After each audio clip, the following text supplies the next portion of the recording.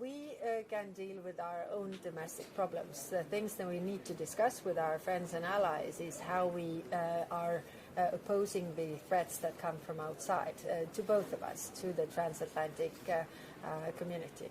But how can you work with an administration that is posing trade tariffs on the bloc, at the same time criticizing you for not letting people think freely?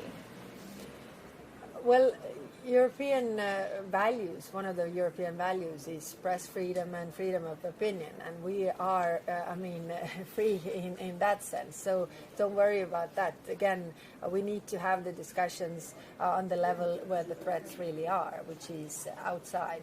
And we are having them. I mean, when we are meeting our transatlantic counterparts, then we have very good discussions inside the rooms.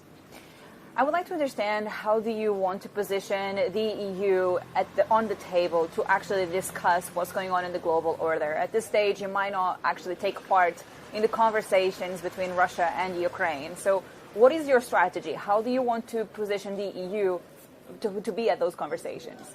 For any deal to work, it has to have Europeans and Ukrainians part of it, because Ukrainians and Europeans are the ones who need to also implement the deal here in Europe. So without us, any deal wouldn't just work.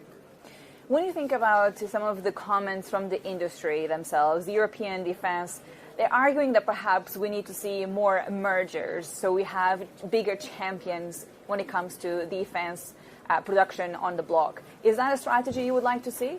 We definitely need to share the standards so that we get the number of capabilities, different capabilities down. I mean, we have 172 different boats and weapon systems and everything. The Americans have 34. So we need to get this down, and that's why we are sharing the NATO standards as well for our industry, so that they can produce the same things that are interoperable in terms of crisis.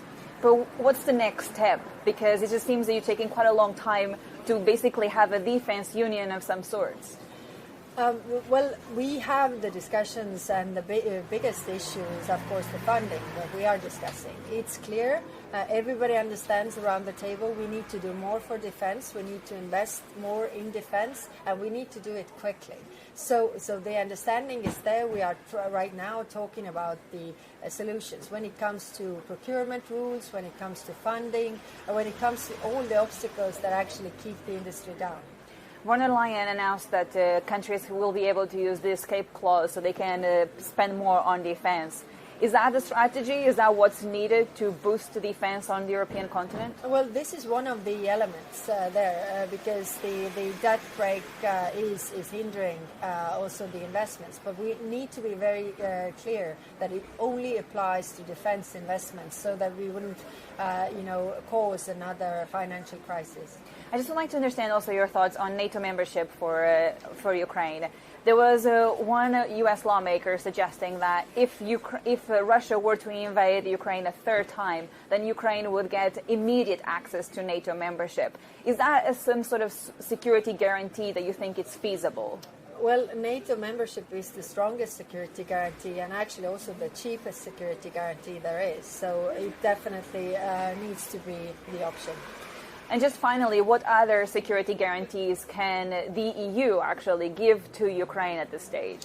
It is up to all the member states, because the armies are with the member states. And of course, everybody needs to answer very frankly what are they bringing to the table that are not only on the paper but actual capabilities, and also the discussion, are you willing to stand there to fight back?